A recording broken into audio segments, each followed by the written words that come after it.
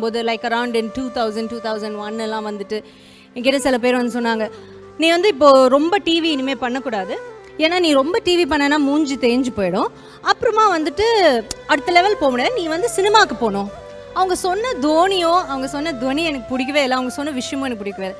நான் சொன்னேன், இல்லை சார் பரவாயில்ல, நான் இங்கே இருக்கேன். அப்போ உன்னால இன்னும் பெரிய இல்லை சார் பரவாயில்ல, புலிக்கு வாழால எலிக்கு தலையாவே நான் இங்கே இருந்துக்கிறேன் சார் அப்படி சொன்னேன். அன்றைக்கி அவங்க சொன்னால், அப்போ நீ மேடை ஏறி ஸ்டேஜெல்லாம் அவார்ட்லாம் வாங்க முடியாதுன்னு. இப்போ நினச்சேன், என்னைக்காவது டெலிவிஷன்ஸ்க்கெல்லாம் ஒரு அவார்டு யாராவது கொடுக்கத்தானே செய்வாங்க, நாமளும் செய்கிறது வேலை தானே, அவங்களும் மேக்கப் தான் போடுறாங்க, நாமளும் மேக்கப் தானே போடுறோம், நம்மளை மட்டும் ஏன் அப்படி பார்க்கணும் அப்படின்னு நான் நினச்சிருக்கேன் சின்ன வயசில். அண்ட் அஃப்கோர்ஸ் என்னால் அப்போ படத்தில் நடிக்கவும் முடியல, because I had to keep earning to keep going.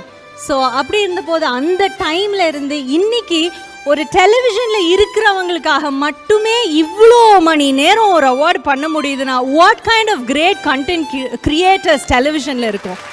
Sri Guru Raghavendra Swami astro centre. அனைத்து பரிகாரங்களுக்கும் ஜோதிடம் தொலைபேசி மூலம் சொல்லப்படும்.